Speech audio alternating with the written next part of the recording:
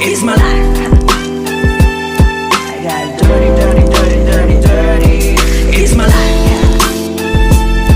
I wanna... Thumbs up mga kabomba. So for today's vlog, may napansin tayong problema ni Kabombastic at yun nga kaninang nasa bahay tayo at pag nililiko ko siya, kusya siyang nagsa-shutdown. So nawawala ng kuryente o yun o, nakita ko kanina sa amin at yun nga nakalas ko na panandalian merong wire na napuputol. So ang ginawa ni Sir Javier dinugtong na muna niya ng temporary para makaalis sa ating tahanan, no? At ito nga, nasa pwesto na tayo mga idol at ito ipapakita ko sa inyo yung wire na sinasabi ko. Ayan.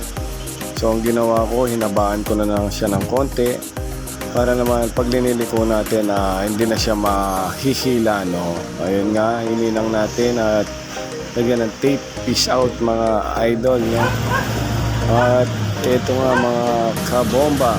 So testingin natin. Ayan, no?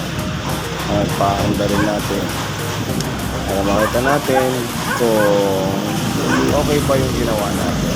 So ayan, maanda na siya at ililiko natin niya syempre para makita natin magkabila yan, left and right, liko natin para makita natin kung mag-shutdown pa siya. So hindi na, no? At yun nga, yun ang nagiging cause.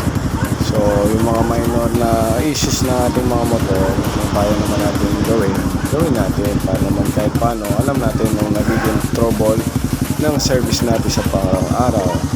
Lalo nga si Kabombastic ay ginagamit natin yung panlaro sa racetrack. So yun nga, no, minor mga issues kaya naman natin gawin, so ginagawa na natin yan. So ride safe sa atin lahat mga kabomba at see you again sa track day. Alright, let's go.